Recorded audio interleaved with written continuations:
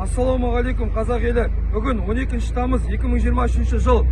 Құрметті Қазақстан Республикасының президенті Қасым-Жомарт Кемелұлы Тоқаев, премьер-министр Әлихан Асханұлы Смайылов, Маңғыстау облысының әкімі Нұрлан Асқарұлы Ноғаев, Жаңаөзен қаласының әкімі Айбек Қосыбақов. Біз бұрынғы мөлдір мұнай сервис жұмысшылары бүгін 39 күн мекеме алдында ереуілде тұрмыз. Біздің осы күнге дейін қойып келген талаптарымызға мекеме басшысы келіспеуде. Мөлдір мұнай сервис бүгінгі әлеуметтік желіге таратып жатқан жолдауында біздер мекеме басшысы ÖМГ-ге қарасты мекемелерге ауыстырып алгоритмге енгізуді талап етуде деген. Алайда біз жұмыс жасап жатқан мекемеден ÖМГ-ге алгоритмге ену қарастырылған болса, бізді орналастыруға мүмкіндік жасауды сұрағанбыз. Егер мөлдір мұнай сервис мекемесінің жұмысшылары ÖМГ-ге ауыстыру жатпайтын болса, көтеріңкі жалақы әлеуметтік жағдайымызды жақсартуды сұрадық. Және тұрақты жұмыс көлемін сұрап талап қойдық. Бірақ та мекеме басшысы біздің талаптарымызды орындай алмайтындығын алға тарта береді.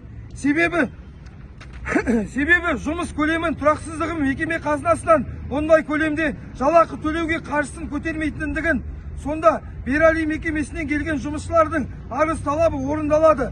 Оларға үш жақты, яғни ÖМГ, мөлдір мұнай сервис, Берали бойынша оларға көтеріңкі жалақы төлеуге қаржыны қайдан алып жатыр?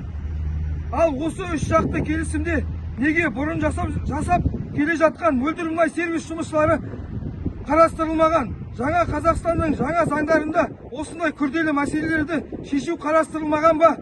Біз жұмысшылар әділдік іздеп құзырлы органдардың есігін тоздыртып келеміз.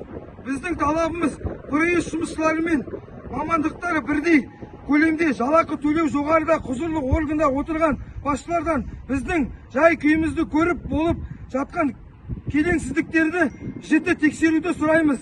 Біз Қазақстанда бір қазанда қайнап, бір мекемеде болған соң, біздің талабымыз заңды деп білеміз. Және талаптарымызды орындалуын талап етеміз.